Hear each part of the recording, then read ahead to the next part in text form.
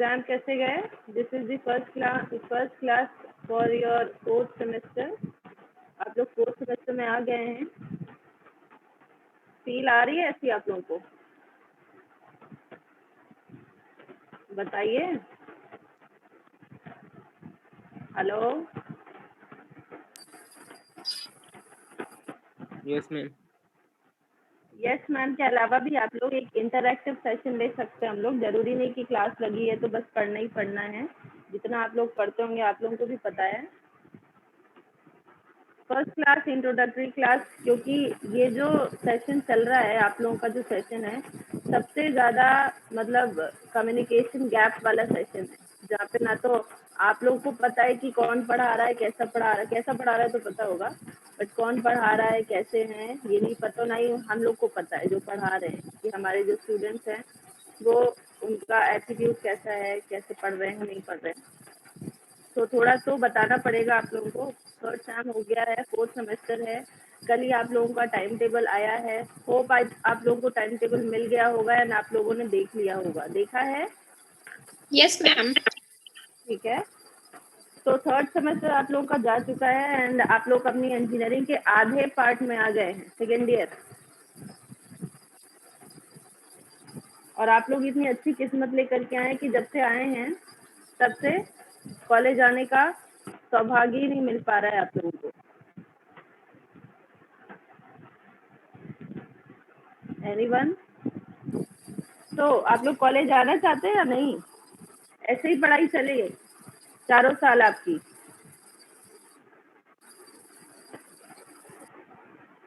बोलिए। आना चाहते हैं मैम। आना चाहते हैं। क्लासरूम स्टडी करनी है या ऑनलाइन स्टडी करनी है? रेज करिए हैंड जो लोग क्लासरूम स्टडी चाहते हैं please. 49 students are there. Ashutosh, Prince, Anupam, और everyone has raised the hand. नहीं, कुछ लोग हैं जो नहीं आना चाहते अभी भी, अच्छी बात है। आधे लोग हैं जो नहीं आना चाहते हैं, मे भी क्लास में नहीं प्रेजेंट हैं, और नाम के लिए वो ज्वाइन कर ली हैं बट सुन नहीं रहे हैं, इसलिए उन्होंने रेज नहीं किया है hand. But those who have raised their hand मतलब वो आना चाहते हैं एंड वो क्लास में प्रेजेंट है। चलो हैंड अब आप अपने डाउन कर लीजिए। अगर क्लास में होते तो सामने दिख रहा होता कि हाँ आपने हैंड रेज किया है। अभी तो बस बोल ही सकते हैं कि हाँ अभी रेज कर लीजिए, अभी रेज नहीं करिए, आप डाउन कर लीजिए अपने अपने। तो प्लीज क्लिक कि आपका जो हैंड रेज हुआ है वो अब रेज ना रहे, ठीक है?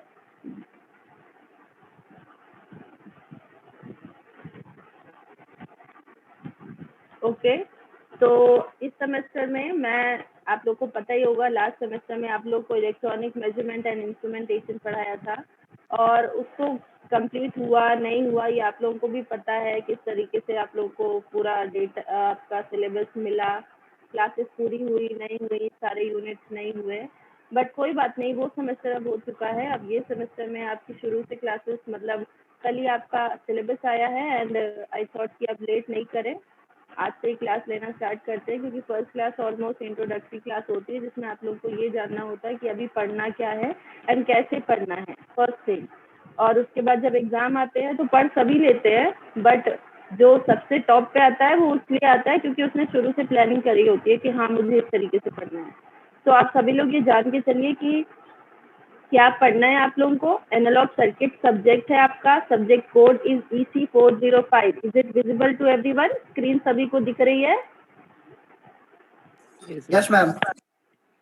ठीक है। ये जो सिलेबस है बहुत ही आसानी से आपको RGPV की साइट में या rgpvonline.com साइट पे मिल सकता है। आपको प्रीवियस ईयर के सारे पेपर और साथ ही साथ स्कीम, आपकी जो सबसे ज्यादा जरूरी चीज है, आपको पता होना चाहिए कि आप किस स्कीम को फॉलो करके पढ़ रहे हैं। मतलब स्कीम का एक तो ये जो आपको स्क्रीन पे दिख रहा है वो सिलेबस है, दूसरा होता है स्कीम। स्कीम जिसमें ये लिखा होता है कि आपको कितने क्रेडिट मिलेंगे लेक्चर के लिए, कितने क्रेडिट मिलेंगे ट्यूटोरियल के लिए, कितने क्रेडिट मिलेंगे प्रैक्टिकल्स के लिए। तो अभी आपको सिर्फ ये लेक्चर के लिए ये जो सिलेबस है आपका इसी में आपको आगे में वो भी मिल जाएगा, प्रैक्टिकल्स का भी। एक मिनट, ये है नीचे text book, reference book and list of experiments जो आपको परफॉर्म करनी होती है लैब में, बट लैब में नहीं होगी तो वर्चुअली होगी। And this is the there are 10 experiments जो आपको करने होंगे। EMI की तरह नहीं है कि 20 एक्सपेरिमेंट करने हैं, यहाँ पे सिर्फ 10 ही एक्सपेरिमेंट हैं। And everything is given in this syllabus. आपको कौन सी बुक रेफर करनी है, सबसे ज़्यादा कॉमन बुक जो सबसे ज़्यादा चलती है, सबसे ज़्यादा इजी टू अंडरस्टैंड है, वो है जो फर्स्ट बुक आपको दिख रही है, दिस।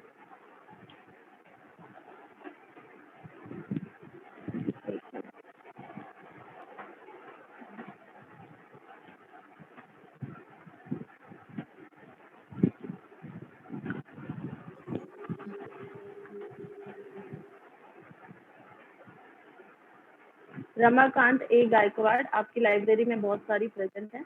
उसके अलावा भी आपको लीनियर इंटीग्रेटेड सर्किट की सर्किट नाम से बुक मिल जाएगी। अगर आप लोगों को पता हो, आप लोग पिछले साल का अगर पेपर देखेंगे एनालॉग सर्किट्स का, तो आपको एनालॉग सर्किट्स नाम से नहीं मिलेगा, आपको ये मिलेगा LIC, linear integrated circuit and its application, इस नाम से मिलेगा।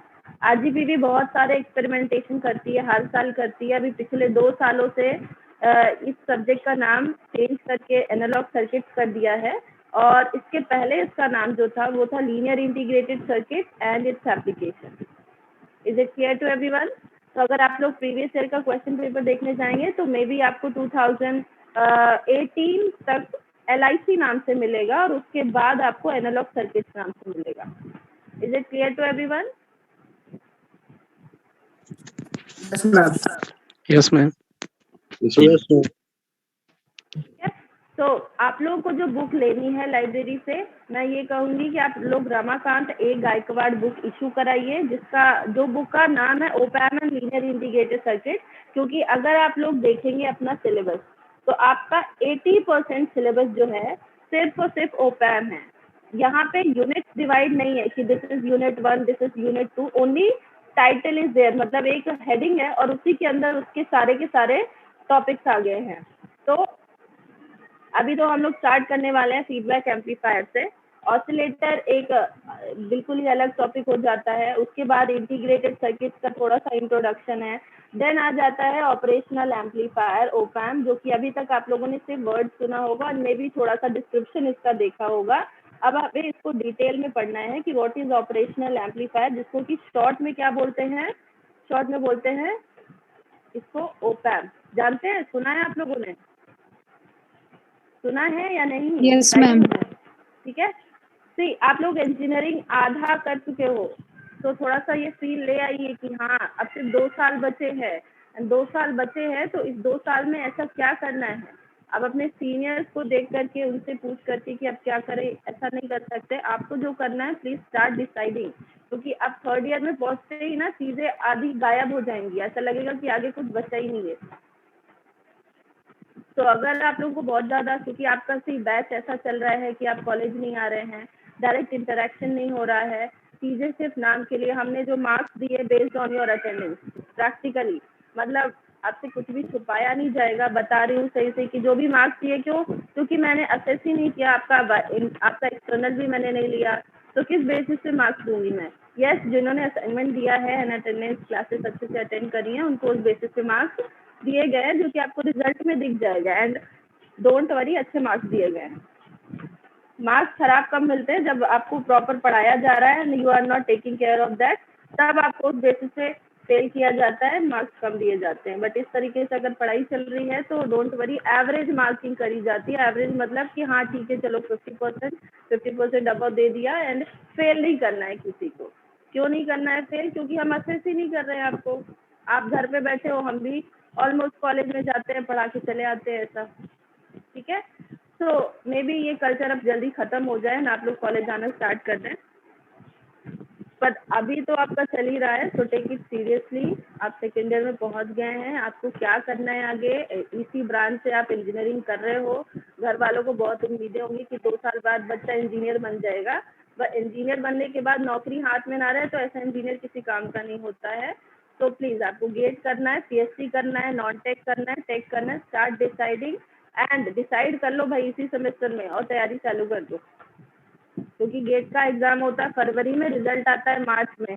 उसके बाद बच्चे एकदम क्या हो जाते हैं कि कुछ बचा ही नहीं है मेरे पास। एंड जब तक अगर आप टेक्निकल फील्ड में हो and you are not preparing for technical subject, आप किसी भी चीज़ के लिए नहीं। मैंने एक अभी वेबिनार कराया था, पता नहीं आप में से कितनों ने अटेंड किया है? कितनों ने अटेंड किया बताइए? Ashlesha, not only for 20 minutes, whole duration किसने अटेंड किया? बिकॉज सी जिस प्लेटफॉर्म पे आप लोग प्रेजेंट हैं उसमें आप कितने मिनट के लिए प्रेजेंट हो ये भी आ जाता है। तो अगर आप पूरे टाइम के लिए प्रेजेंट है देन इट इज गुड, और अगर आप पूरे टाइम के लिए नहीं प्रेजेंट है, बस आपने बस प्रेजेंट हो गए and you are not listening and फिर आप चले गए, लॉग आउट कर गए, तो वो सही नहीं है। एंड इन दैट लेक्चर जो प्रोफेसर ने बताया है वो यही बताया है कि अगर आप इसी बैकग्राउंड के हैं, you want to really work in this इसी फील्ड, आपको अपनी फील्ड स्विच नहीं करनी है because you love this field. आपको इलेक्ट्रॉनिक्स फील अगर पढ़ रहे हो, थोड़ा सा भी अंदर से फील आती है कि हाँ इलेक्ट्रॉनिक सब्जेक्ट है, मुझे अच्छे लगते हैं। अब मैकेनिकल का सब्जेक्ट अच्छा लगता है तो वो अलग बात है, तब तो बहुत देर हो चुकी है, ठीक है। तो इस फील्ड में अगर काम करना है, इस फील्ड में नौकरी करनी है, इसी फील्ड में पैसे कमाने हैं, तो इसी फील्ड के सब्जेक्ट को पढ़ना होगा। और आप लोग 50% सब्जेक्ट पढ़ चुके हैं जो गेट में आते हैं, एंड हाईएस्ट स्कोरिंग सब्जेक्ट जो गेट में आते हैं वो आप पढ़ चुके हैं। एंड इस सेमेस्टर में जितने भी सब्जेक्ट्स आपको हैं, ये एनालॉग सर्किट्स है, ये कंट्रोल सिस्टम है, और कौन से सब्जेक्ट्स है बताइए, नाम पता है? सिग्नल एंड सिस्टम है, और बताइए किसी को नाम पता है सब्जेक्ट्स के या नहीं? Analog communication. Yes, analog communication, very nice subject. ये सारे subject GATE point of view से एंड किसी भी टेक्निकल एग्जाम के पॉइंट ऑफ व्यू से 101% इम्पोर्टेंट है। मतलब इतने इम्पोर्टेंट है कि यू कैन नॉट, अगर आप अभी नहीं पढ़ोगे, बाद में जाके गेट की तैयारी करोगे, किसी भी कोचिंग में बैठोगे ना, तो आपको यही सब्जेक्ट सबसे ज्यादा पढ़ाए जाएंगे, इन्हीं के क्वेश्चन आपको सबसे ज्यादा पूछे जाएंगे और इन्हीं के क्वेश्चन है जो आपसे बनेंगे।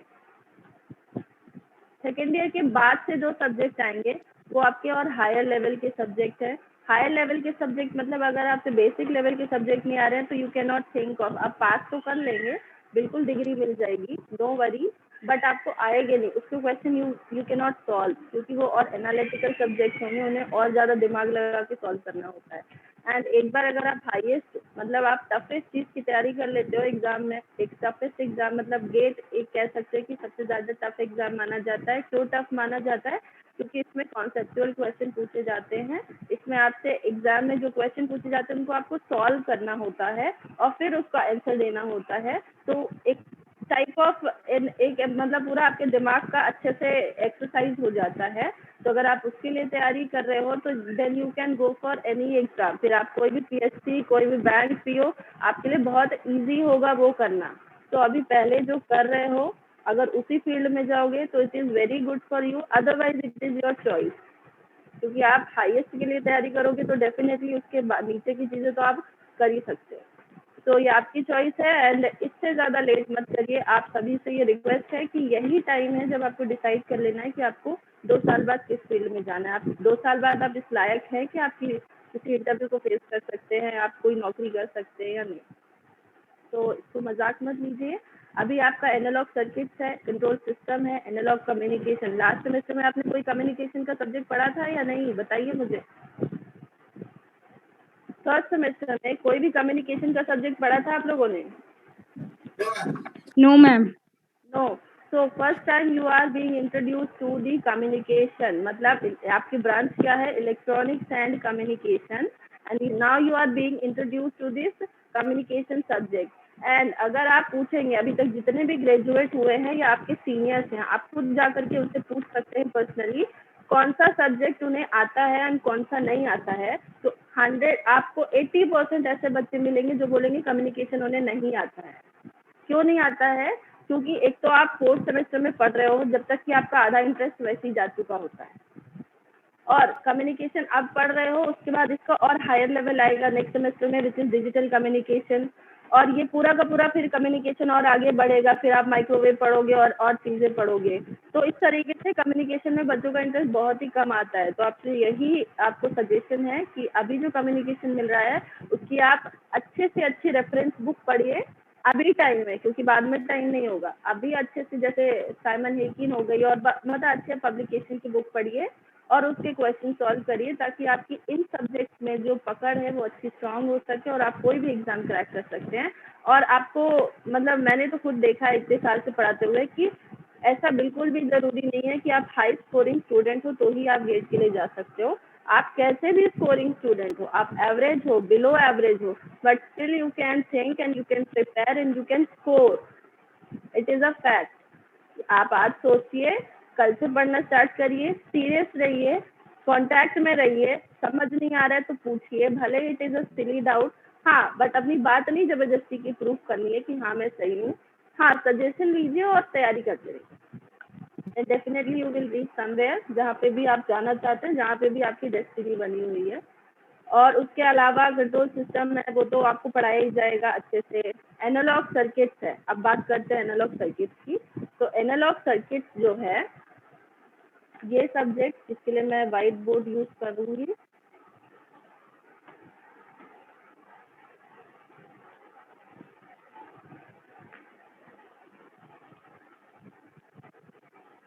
ठीक है।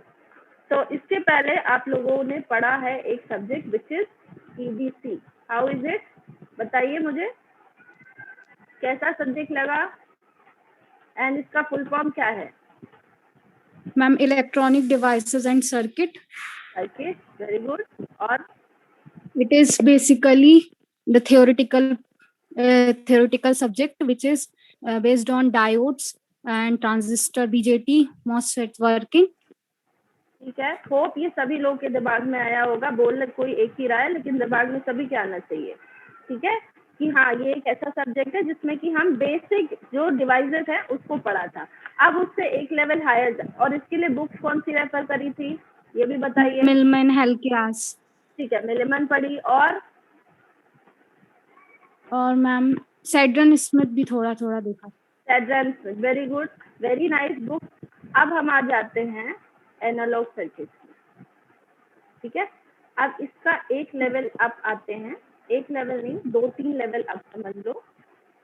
नाउ इट इज, अभी हम डिवाइसेस लेवल पे थे, it was electronic devices and circuits. अभी हम डिवाइस लेवल की बात कर रहे थे, अब हम डिवाइस लेवल से उठ करके कहाँ आ गए हैं, सर्किट लेवल पे, कि जब बहुत सारी डिवाइसेस को हम जोड़ करके एक पर्टिकुलर मतलब इसको क्या बना दें, इसको क्या बोलेंगे, जब बहुत सारी डिवाइसेस को जोड़ दिया, उसमें इनपुट दे दिया, उससे आउटपुट ले रहा है, उससे हम कोई काम करवा रहे हैं, तो वो क्या बन जाएगा आपका, that will be a circuit.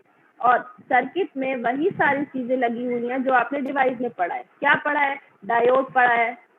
अब डायोड की वर्किंग आप पढ़ चुके हैं, ठीक है, तो अब यहाँ पे आपको डायोड की वर्किंग नहीं पढ़ाई जाएगी, ये ध्यान में रखिएगा, ठीक है।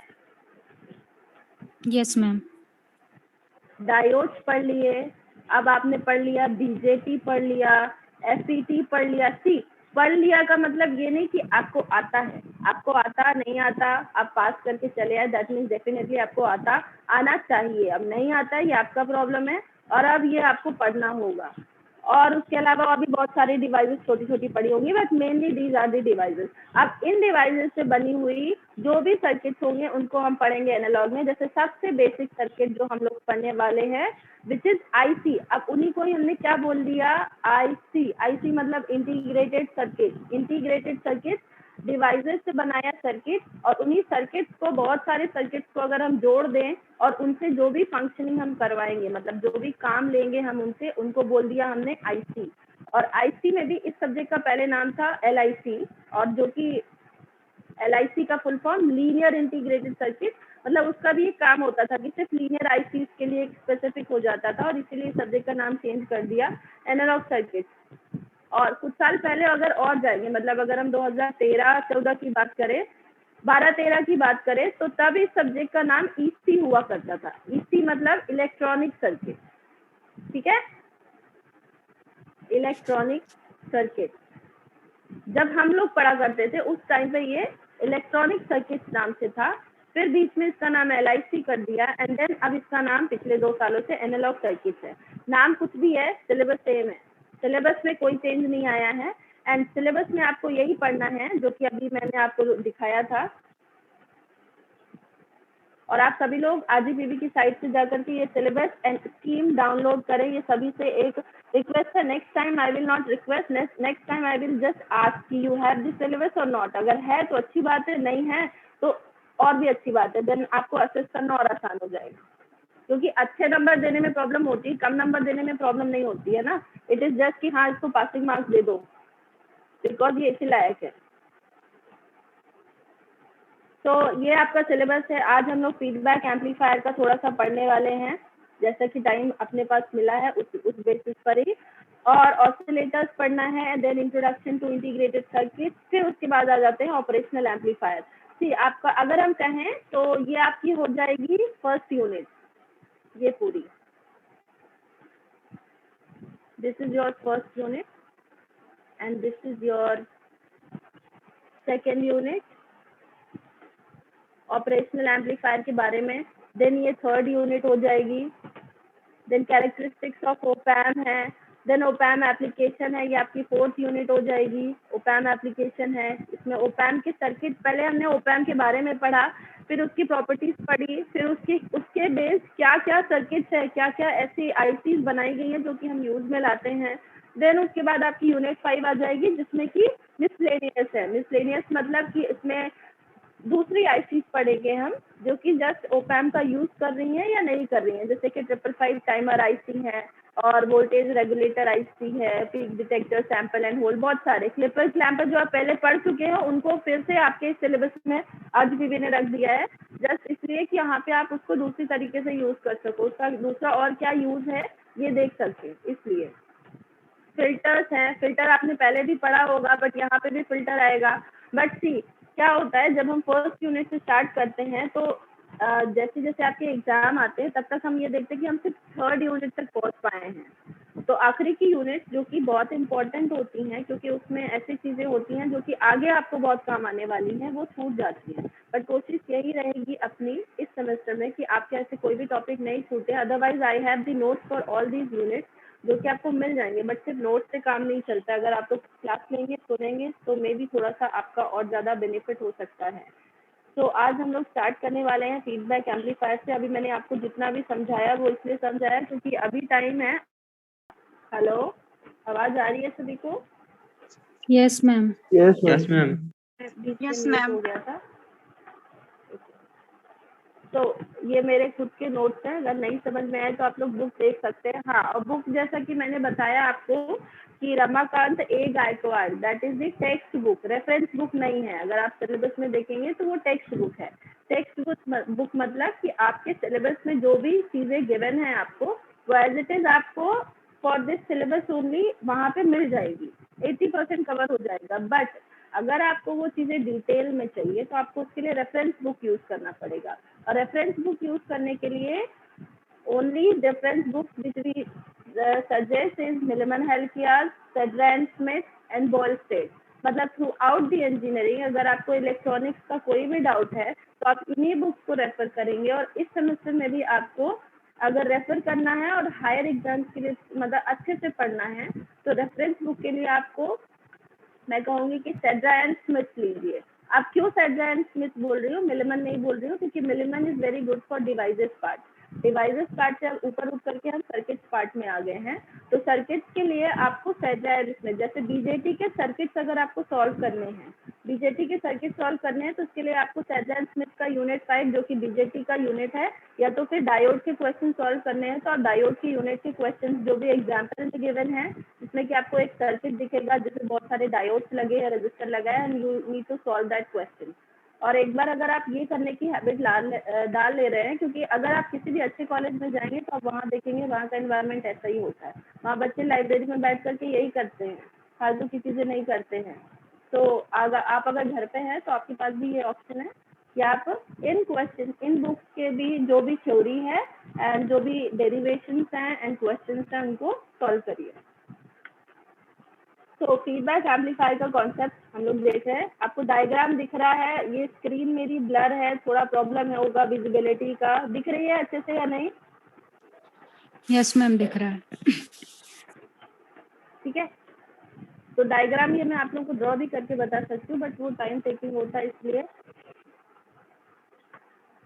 सब सबसे पहले तो फीडबैक क्या होता है। फीडबैक आपने पहले भी हो सकता है सुना होगा, बट अभी हम लोग पढ़ रहे हैं फीडबैक इन इलेक्ट्रॉनिक सर्किट, मतलब कि सर्किट्स में किस तरीके से फीडबैक को यूज किया जाता है। जैसे कि अभी मैंने बताया कि आपको अब ओपैम्प मेनली पढ़ना है, तो ऑपरेशनल एम्पलीफायर के बेसिस पे जो भी सर्किट हम पढ़ेंगे, तो उस सर्किट में जो सबसे ज्यादा चीज कॉमन चीज यूज होती है, मतलब हर ओपैम्प के सर्किट में आपको जो चीज दिखने वाली है वो है फीडबैक।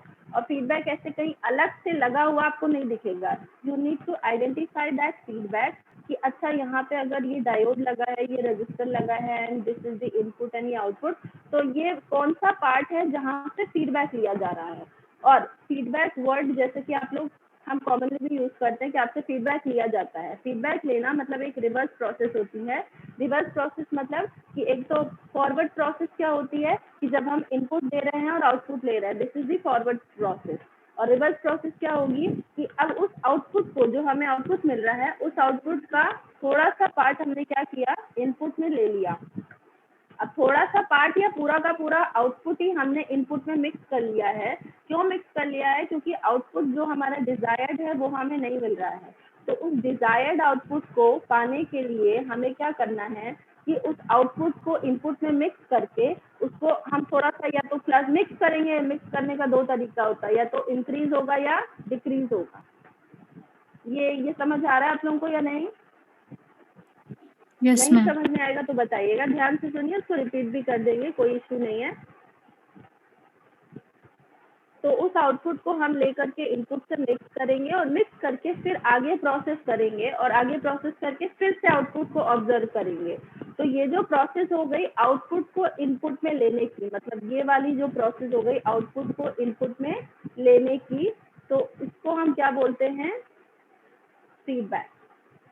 तो फीडबैक कैसी हुई प्रोसेस? फीडबैक एक रिवर्स प्रोसेस है जहाँ पे कि आउटपुट हमारा एक इनपुट की तरह वर्क करता है, और जो फीडबैक का आउटपुट होता है वो इनपुट में जा करके मिक्स होता है। ठीक है, तो फॉरवर्ड पाथ में हम गेन देखते हैं। दो चीजें हैं यहाँ पे, आप समझिएगा। फॉरवर्ड पाथ में हम क्या देखते हैं? गेन। और रिवर्स पाथ में हम क्या देखते हैं? Feedback gain.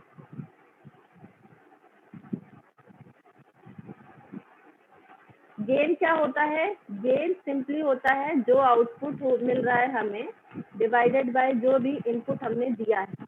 क्योंकि अगर ये ग्रेटर देन 1 है, ध्यान दीजिएगा, अगर आपको आउटपुट और इनपुट का रेशियो ग्रेटर देन 1 मिल रहा है, इसका मतलब क्या हुआ? बताइए मुझे कोई भी। आउटपुट और इनपुट का रेशियो अगर ग्रेटर देन 1 मिल रहा है, इसका मतलब क्या है? In maximum yes, gain. Maximum gain. क्या बोल रहे हैं बेटा?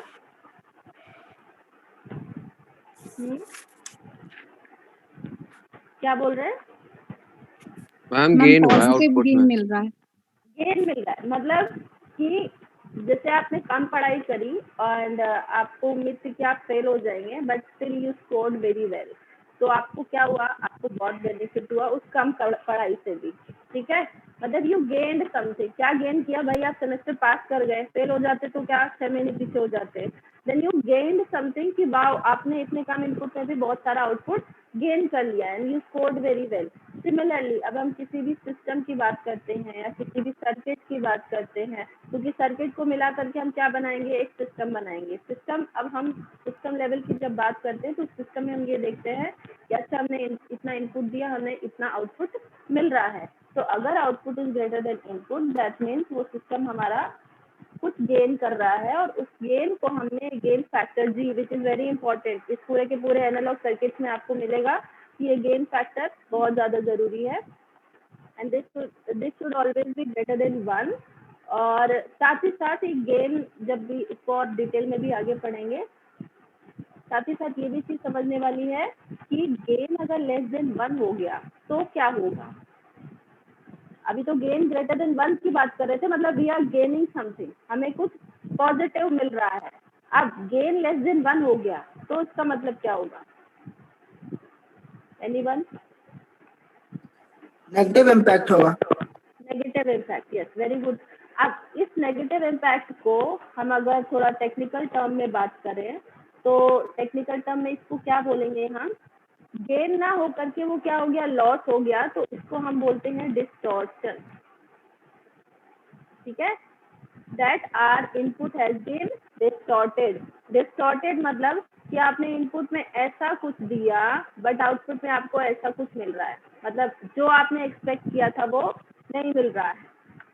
ठीक है, तो वो भी एक इम्पॉर्टेंट पैरामीटर हो जाता है जब भी हम फीडबैक की बात करते हैं। तो अब हम यहाँ पे देख लेते हैं, इस डायग्राम को थोड़ा सा समझ लेते हैं। सबसे पहले है आपका सिग्नल सोर्स, मतलब जो भी हम इनपुट लेंगे, इनपुट हमारा क्या होगा, अगर हम इलेक्ट्रॉनिक्स पढ़ रहे हैं तो इलेक्ट्रॉनिक्स में हमारा सोर्स क्या हो सकता है, बताइए। पढ़ा है आप लोगों ने, सभी ने AC या पढ़ा है। DC? एसी या डीसी? क्या एसी या डीसी तो नेचर है किसका? Ma'am signals. तो सिग्नल क्या होगा, हम क्या ले सकते हैं सिग्नल के फॉर्म में? Ma'am pulses. पल्सेस या करंट voltage सोर्स और current? Voltage source. Voltage source और करंट सोर्स, यही दो सोर्सेस पढ़े ना आपने। Yes ma'am. ठीक है, V और I, ये जो भी चीजें आपने बताई वो नेचर था। एसी डीसी इसका नेचर होगा, इसका शेप कुछ भी हो सकता है, साइनोसॉइडल हो सकता है, पल्स हो सकता है, बट ये होगा क्या, ये क्या होगा, ये वोल्टेज सोर्स होगा या तो करंट सोर्स होगा। अब अगर वोल्टेज सोर्स है तो वोल्टेज सोर्स के लिए आप लोगों ने पढ़ा हुआ है कि अगर आपने कोई वोल्टेज सोर्स लिया है तो उसका इक्विवेलेंट डायग्राम आपने पढ़ा है, बताइए कैसा बनेगा। अगर कोई वोल्टेज सोर्स है तो उसका इक्विवेलेंट हम थेवेनिन से बनाते हैं, विच इज एक वोल्टेज सोर्स होगा और उसके साथ और सीरीज सीरीज में में उसके एक थेवेनिन रेजिस्टर लगा रेजिस्टेंस। होगा। ठीक है, which is the internal resistance of this voltage source. और ideally internal resistance of the voltage source क्या होता है, बताइए। 0। Yes, negligible. और negligible, practically it is negligible. Very good. ठीक है, ये हो गया आपका वी एन एस। सिमिलरली अगर करंट सोर्स है तो क्या होगा, आप बताइए। नॉर्टन इक्विवेलेंट से। Norton equivalent, yes, Norton equivalent, जिसमें कि आई लगा होगा और उसके साथ पैरेलल में इसका इंटरनल रेजिस्टेंस होगा, और आइडियली इस इंटरनल रेजिस्टेंस की value infinite. Yes, infinite. Very good. तो ये हो गया आपका first block which is signal source. अब इस सिग्नल सोर्स के बाद हमें एक ब्लॉक दिख रहा है विच इज कंपैरेटर और मिक्सर। ये दिख रहा है सभी को, विजिबल है या नहीं?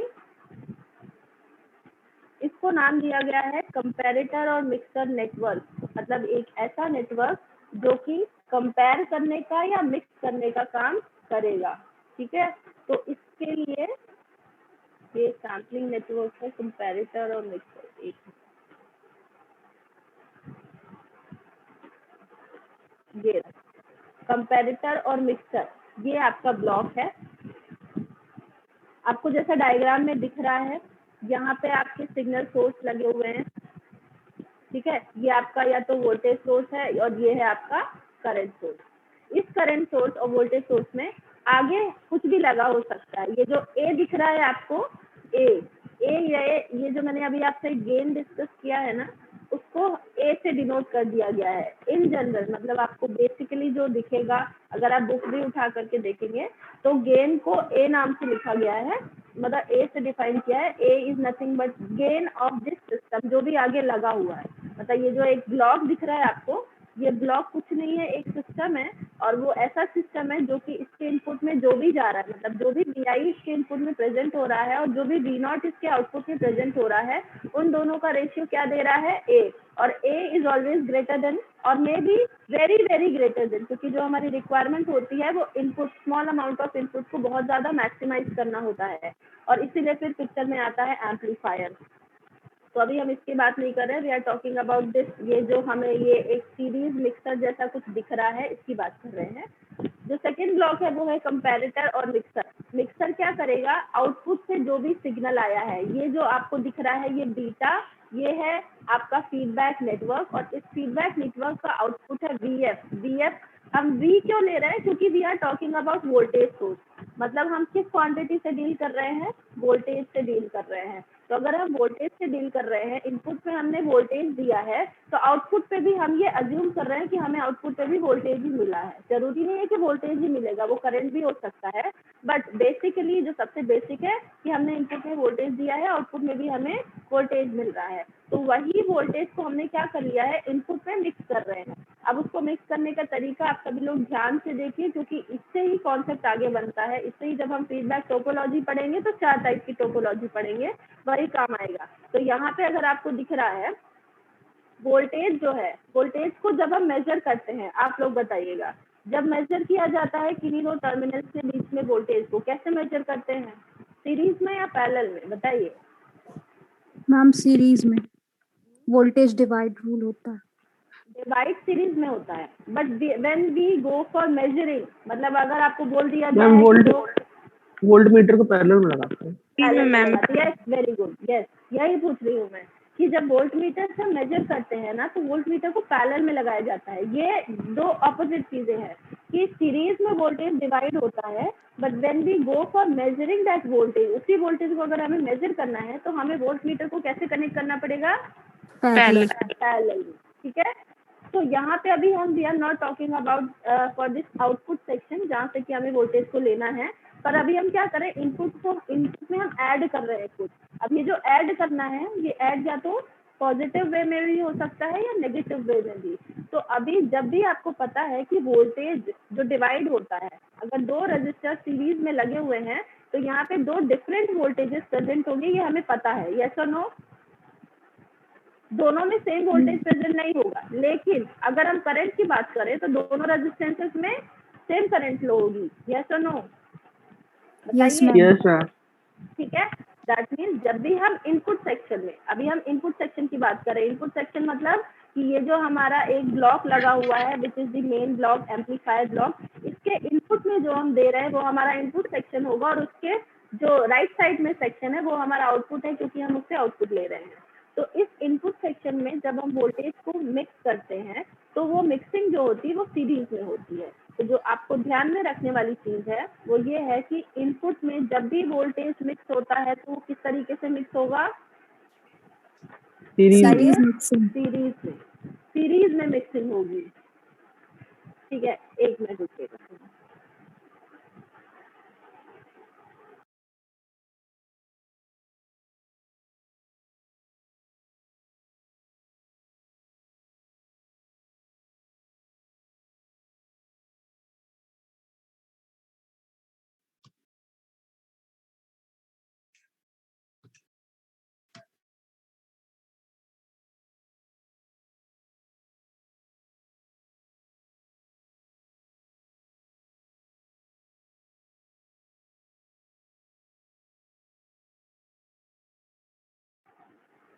हेलो, सॉरी बीच में डिस्टर्ब हो गया था थोड़ा। हाँ, तो यहाँ पे हम बात कर रहे हैं कि इनपुट में जो हम जब भी वोल्टेज मिक्स होगा, वोल्टेज की बात कर रहे हैं, वो हमेशा सीरीज में मिक्स होगा। तो इसको हम क्या बोलते हैं, सीरीज कंपैरिजन। दूसरा है, दूसरी क्वांटिटी कौन सी है, या तो वोल्टेज मिक्स हो सकता है या तो करंट। उसके अलावा और भी कोई क्वांटिटी है जिससे हम डील करते हैं, बताइए। नो मैम, बेसिक क्वांटिटीज ये।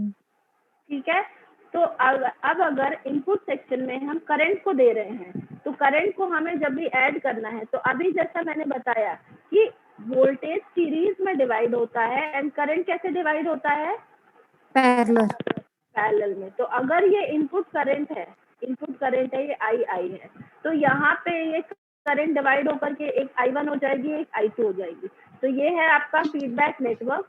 इस फीडबैक नेटवर्क से करंट आएगी या जाएगी, आएगी मतलब कि यहाँ पे ऐड होगी, इसको इंक्रीज करेगी, और अगर इससे डिवाइड होकर के, मतलब अगर इस करंट की डायरेक्शन ऐसी हुई तो वो करंट कैसी हो जाएगी, उस इनपुट करंट को डिक्रीज करने वाली होगी। तो आपने क्या देखा कि हम दो टाइप से मिक्सिंग करते हैं। मिक्सिंग अब दो टाइप से करते हैं, एक तो सीरीज मिक्सिंग है, एक शंट मिक्सिंग है। सीरीज में क्या मिक्स होता है, सीरीज में मिक्स होता है वोल्टेज, और शंट में क्या मिक्स होता है, करंट। और ये हम किस साइड की बात कर रहे हैं, हम इनपुट साइड की बात कर रहे हैं।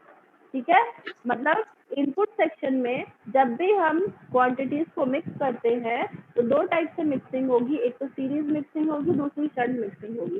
सीरीज में वोल्टेज मिक्स होगा और शंट में करंट मिक्स होगा। ठीक है, ये क्लियर है सभी को? Yes sir. Yes ma'am. Yes ma'am. ठीक है, अब उस डायग्राम को फिर से देखते हैं, क्योंकि अभी हमने वहाँ पे सिर्फ इनपुट सेक्शन लिया है, ठीक है। अब ये हो गया यहाँ पे, इरेज कर लेते हैं।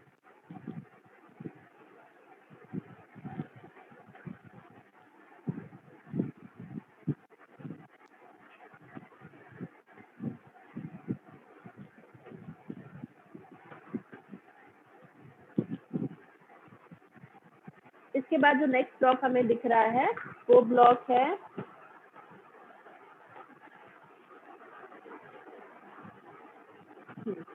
जो नेक्स्ट ब्लॉक है वो ब्लॉक है बेसिक एम्पलीफायर।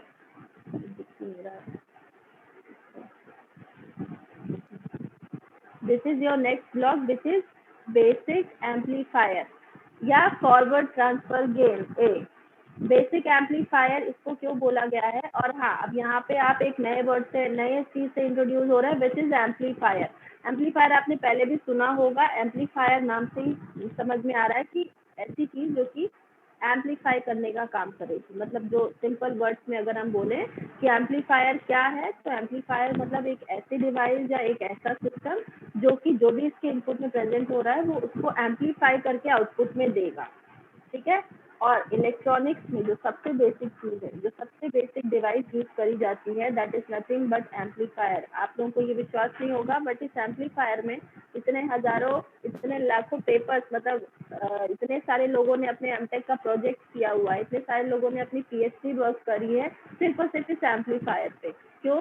क्योंकि we need many types of amplifier. जैसे कि दिन पे दिन जैसे डिवाइसेस नई डेवलप हो रही हैं, नए टाइप के फोन आ रहे हैं, नई टाइप की टीवी आ रही है, तो हर जगह हमें एक अलग टाइप के एम्पलीफायर मतलब कि हम कम से कम सिग्नल को ले इनपुट में। कम से कम सिग्नल मतलब क्या समझते हैं आप लोग?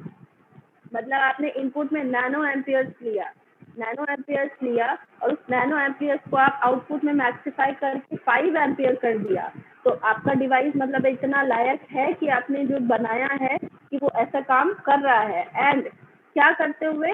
स्टेबिलिटी के साथ मतलब कि जब भी हम फोन यूज कर रहे हैं तो वी डोंट नो कि अंदर कितने एम्पियर की करंट फ्लो हो रही है, वी डोंट नो कि अंदर कितना वोल्टेज कंज्यूम हो रहा है, बट स्टिल वो सारी चीजें अंदर हैं और वो वर्क कर रही हैं। और ये कौन समझ सकता है? वो समझ सकता है जिसने उसको पढ़ा हुआ है।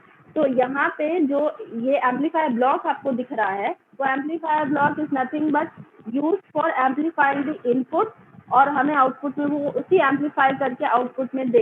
बट जो सिग्नल आउटपुट में वो देगा, वो सिग्नल का नेचर वैसा ही होना चाहिए जैसा कि हमने इनपुट में दिया है। ऐसा नहीं कि हमने साइनोसॉइडल दिया और आउटपुट में हमें मैक्सिफाई होकर के तो मिल रही है बट डिस्टॉर्टेड मिल रही है, तो ऐसा एम्पलीफायर किसी काम का नहीं होता। तो जो बेसिक डिवाइस, जो सबसे ज्यादा बेसिक सर्किट यूज किया जाता है, वो है आपका एक एम्पलीफायर। अगर आप लोग ध्यान से देखेंगे, ओपैम्प का फुल फॉर्म क्या होता है? ओपैम्प का फुल फॉर्म क्या होता है? Operational amplifier. It is an amplifier. जो सबसे पहले आईसी बनाई गई थी, that was nothing but an opamp, मतलब एक ऑपरेशनल एम्पलीफायर, मतलब एक ऐसा एम्पलीफायर जो कि बहुत सारे काम कर सकता था उस टाइम पे। मतलब 1960s की बात आई है, 1950 1947 में तो पहला ट्रांजिस्टर ही बना है। उस पहले ट्रांजिस्टर के बाद 1957 में आईसी बनना स्टार्ट हुई। आईसी मतलब इंटीग्रेटेड सर्किट। उन्हीं ट्रांजिस्टर से बहुत सारा सर्किट बनाया गया और उन सर्किट को मिलाकर के क्या बना दिया गया? एक IC. That was a very big achievement at that time कि 1957 में 3 साइंटिस्ट ने मिल करके एक पहला आईसी बनाया, जिसके लिए उनको नोबेल प्राइज भी मिल गया, बताइए। और आप लोग हैं कि आज समझ नहीं पा रहे हैं बेसिक छोटी सी चीज। तो ये है, आपको ऐसे समझना चाहिए कि ये हाँ आपकी आईसी ऐसे बनी। अब उस आईसी का यूज करके आज हम लोग कहाँ तक पहुंच गए हैं? यहाँ तक पहुंच गए कि we are taking the online class and you are listening that through your phone और थ्रू योर लैपटॉप। यहाँ तक पहुंच गए हैं। तो अब आगे आप सोच सकते हैं कि आज से 10-20 साल तक कहाँ जाएंगे। अब वो कैसे जाएंगे? क्योंकि there are many engineers who are working very hard for this amplifier, for this particular sampling block, for this particular feedback network, क्योंकि उसके पीछे बहुत कंटिन्यूस वर्क चल रहा है, कंटिन्यूस रिसर्च चल रही है, और इसलिए ऐसा काम हो रहा है, दिन पे दिन होता रहेगा, बंद नहीं होगा। अगर आप कुछ नहीं करेंगे तो भी होता रहेगा, बट अगर करेंगे तो अच्छा रहेगा, है ना, अपने इंडिया के लिए, आप लोगों के लिए। बताइए, कोई तो बोलिए। यस मैम, करेंगे। करेंगे, Yes, ma'am. ठीक है, मतलब थोड़ा फील आनी चाहिए अंदर से कि यस आप लोग बन रहे हैं, इंजीनियर बन रहे हैं, इलेक्ट्रॉनिक्स इंजीनियर बन रहे हैं, सिर्फ सिविल इंजीनियर नहीं बन रहे हैं कि बिल्डिंग्स बनानी है। हाँ यस मैम। ठीक है, तो ये नेक्स्ट ब्लॉक को अभी तो हम लोग पढ़ेंगे ही डिटेल में ऑपरेशनल एम्पलीफायर। उसके बाद आ जाते हैं सैम्पलिंग नेटवर्क पे। जैसा कि अभी हमने मिक्सर नेटवर्क पढ़ा है वैसा ही होता है sampling network, but sampling network में डिफरेंस क्या आ जाता है कि mixer network was at the input side, but जो सैम्पलिंग नेटवर्क है वो कहाँ पे है, वो आपका प्रेजेंट होता है आउटपुट साइड में। आउटपुट साइड मतलब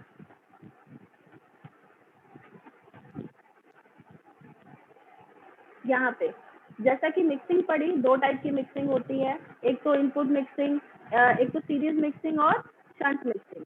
सिमिलरली सैम्पलिंग, अब देखो यहाँ पे इसको सैम्पलिंग क्यों बोल रहे हैं और उसको मिक्सिंग क्यों बोल रहे हैं। सैम्पलिंग क्या होती है कि जब हमने बहुत सारा, जैसे जब भी कोई फैक्ट्री कुछ प्रोडक्ट बनाती है तो बल्क में बनाएगी कि एक बनाएगी, दो बनाएगी, बताइए। जब भी कोई कंपनी कोई जैसे कि कोई फोन आप खरीद रहे हैं बल्क में बनाएगी। बल्क में बनाएगी, तो बल्क में बनाएगी, बट वो बल्क में एक साथ नहीं बना देगी कि सारे के सारे डैमेज हो जाएं। पहले एक्सपेरिमेंट करेगी, सैंपल्स बनाएगी। हम बल्क से करेगी। सैंपल निकाल के एक्सपेरिमेंट करेंगे। यस बिल्कुल, तो जो एक्सपेरिमेंट करेगी उसी को हमने टेक्निकल टर्म में क्या बोल दिया, रिसर्च करेगी।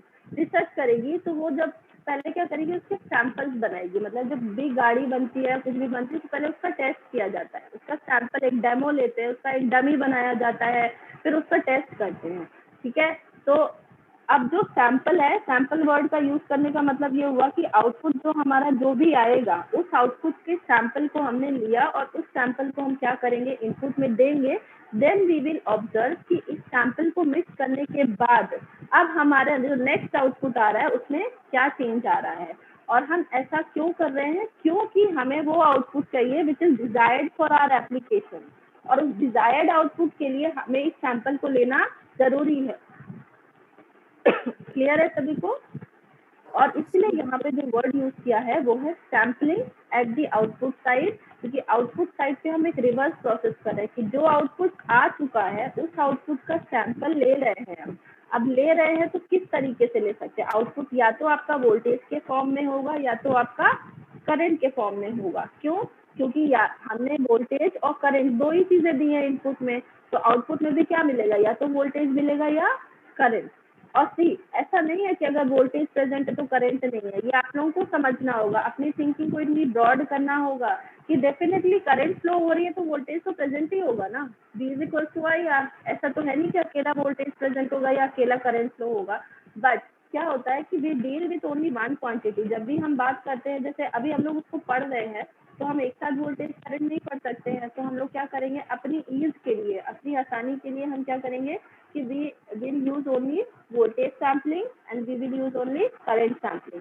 तो जब भी वोल्टेज, जैसा कि अभी आप लोगों ने बताया था कि जब हम वोल्टेज को मेजर करते हैं तो वोल्ट मीटर को हमेशा पैरेलल में कनेक्ट करते हैं दो टर्मिनल्स के अक्रॉस। तो सिमिलरली अब हम क्या कर रहे हैं, सैम्पलिंग कर रहे हैं, मतलब कि इस आउटपुट सेक्शन में यहाँ पे जो भी वोल्टेज प्रेजेंट होगा उस वोल्टेज को अगर हम मेजर कर रहे हैं तो हमें क्या करना है, उसको पैरेलल में लेना है और उसे हमें फीडबैक नेटवर्क में देना है। तो जब भी सैम्पलिंग नेटवर्क की बात करते हैं तो वोल्टेज की सैम्पलिंग किसमें होती है, शंट में। क्लियर है ये सभी को। और इसी का जस्ट ऑपोजिट, अगर हम करंट की सैम्पलिंग कर रहे हैं तो आउटपुट सेक्शन में जो भी करंट फ्लो हो रही है वही current as it is sampling network पे जाएगी। एंड मतलब क्या हुआ कि जो हमारा सैम्पलिंग नेटवर्क है वो सीरीज में कनेक्ट होगा। Is it clear to everyone? Yes ma'am. ठीक है, तो Yes, ma'am.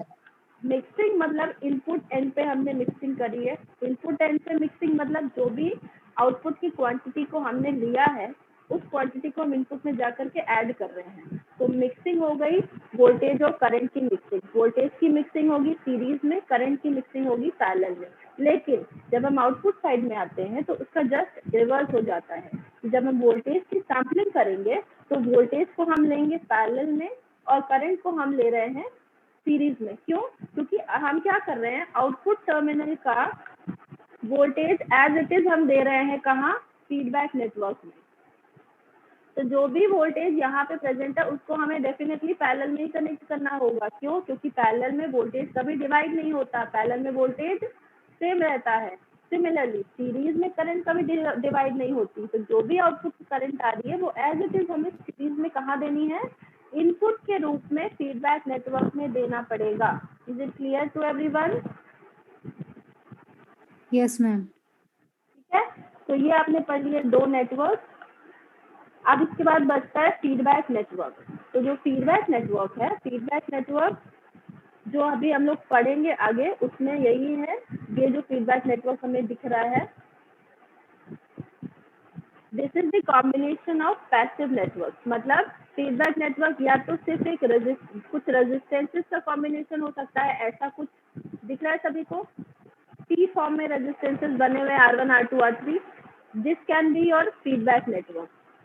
और हम सिर्फ पैसिव नेटवर्क को ही फीडबैक नेटवर्क में लेते हैं। फीडबैक नेटवर्क मतलब क्या होता है कि देखो, अब हमने क्या किया कि आउटपुट से एक क्वांटिटी को ले लिया और उसी क्वांटिटी को अब हम क्या कर रहे हैं? इनपुट में दे रहे हैं।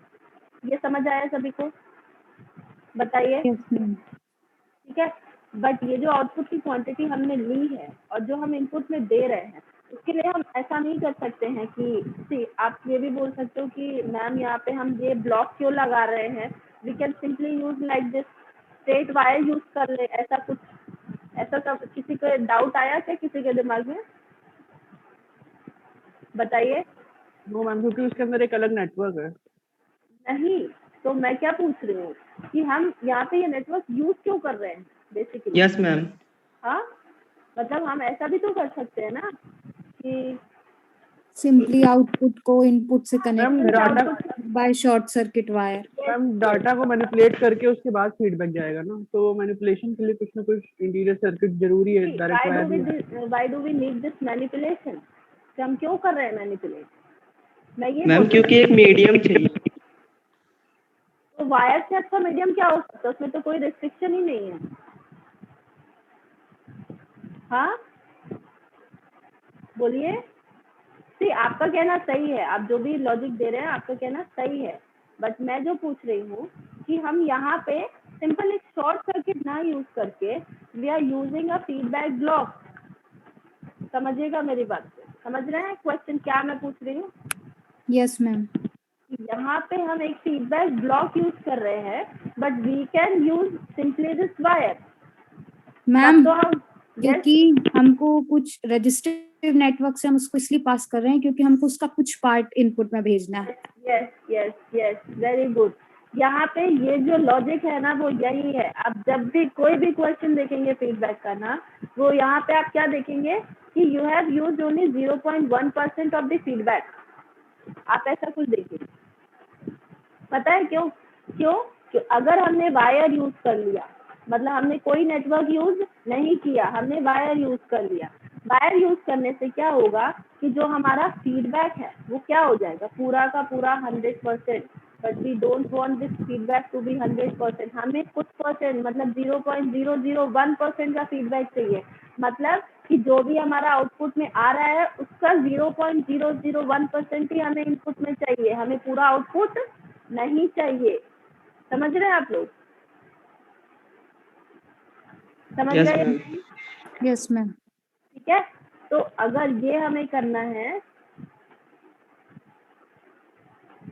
तो उसके लिए हमें एक फीडबैक नेटवर्क को यूज करना ही पड़ेगा। और ये जो फीडबैक नेटवर्क होता है,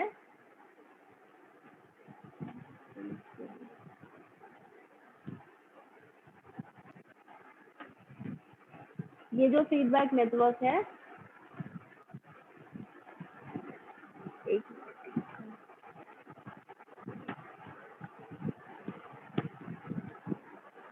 ये अभी आप लोग को स्क्रीन पे क्या विजिबल है? पीडीएफ विजिबल है क्या? नो मैम, आपका राइटिंग पैड। ठीक है,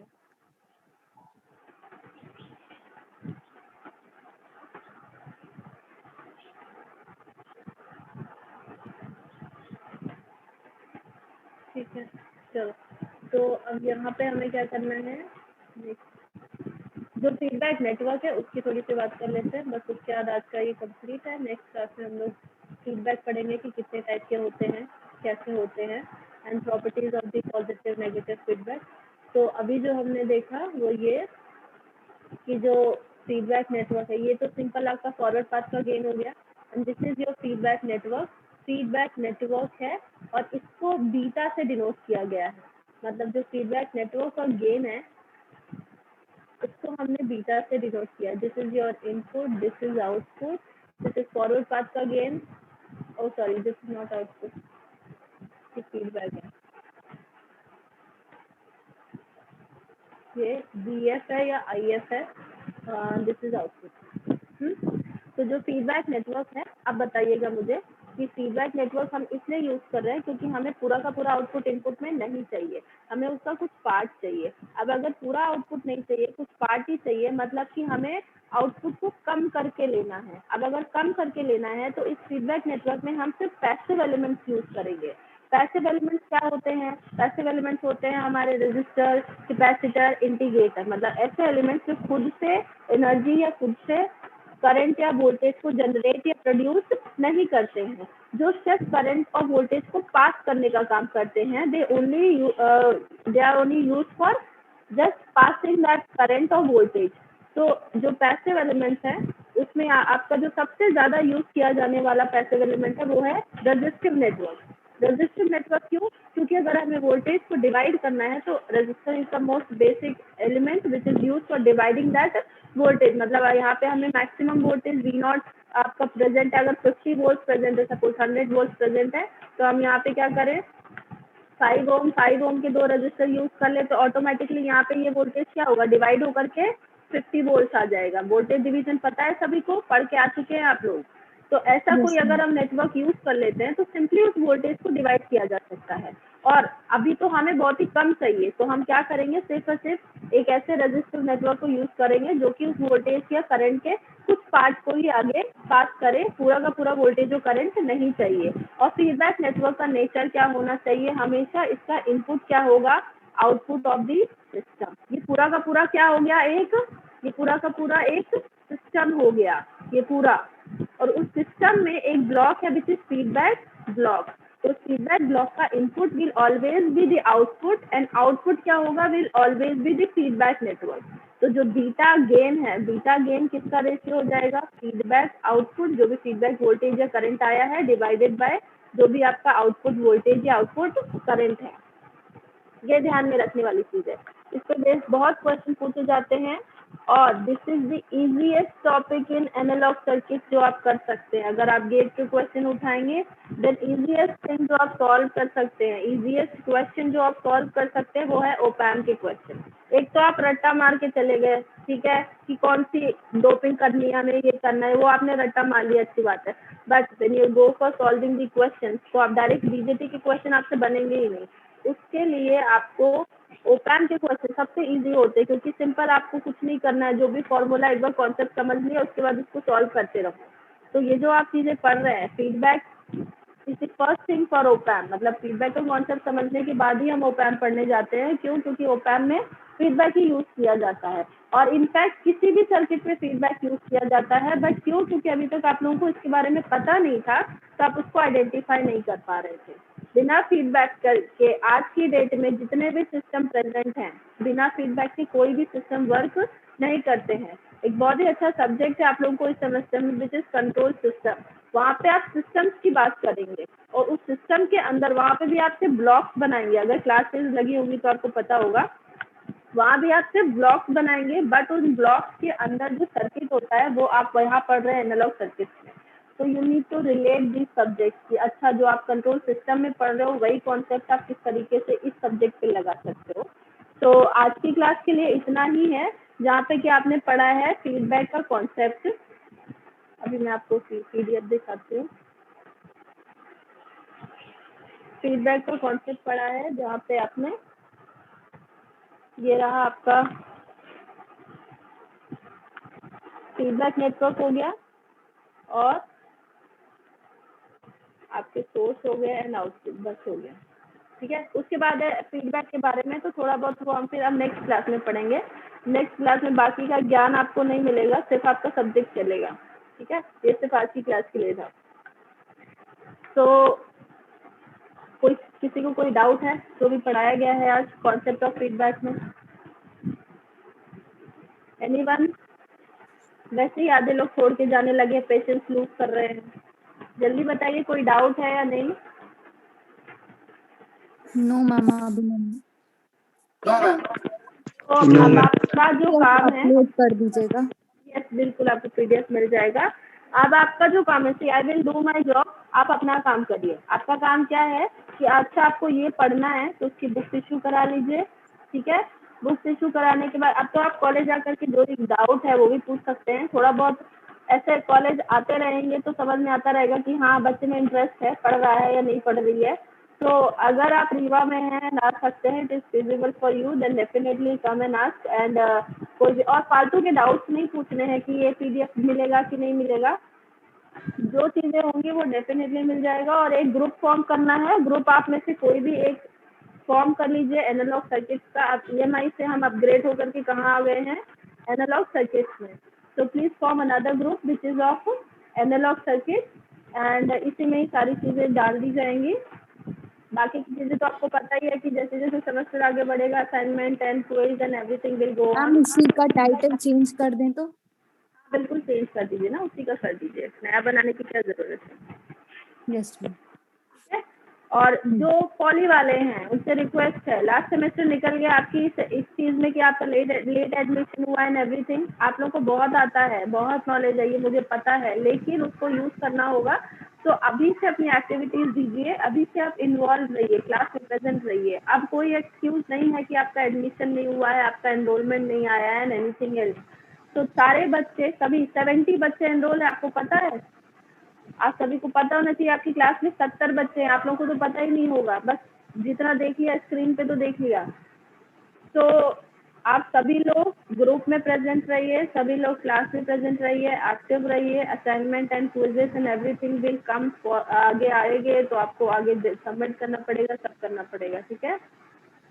आज की क्लास के लिए इतना ही। कल आपकी फिर से, कल आपकी फर्स्ट क्लास नहीं है, थर्ड क्लास है, बट अगर आपका शुरू वाला स्लॉट खाली है, मतलब 10:30 से 12:30 वाला स्लॉट खाली है, then I will schedule my class in this slot, ठीक है।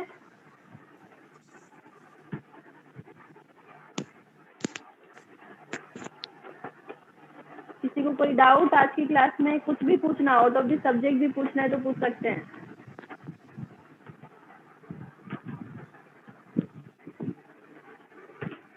कोई डाउट नहीं है किसी को? चलिए मैम, यस, मैम हम फीडबैक के बाद ऑपरेशनल एम्पलीफायर नहीं पढ़ सकते? फीडबैक के बाद ही पढ़ेंगे ना मैम, जैसे ऑसिलेटर बाद में।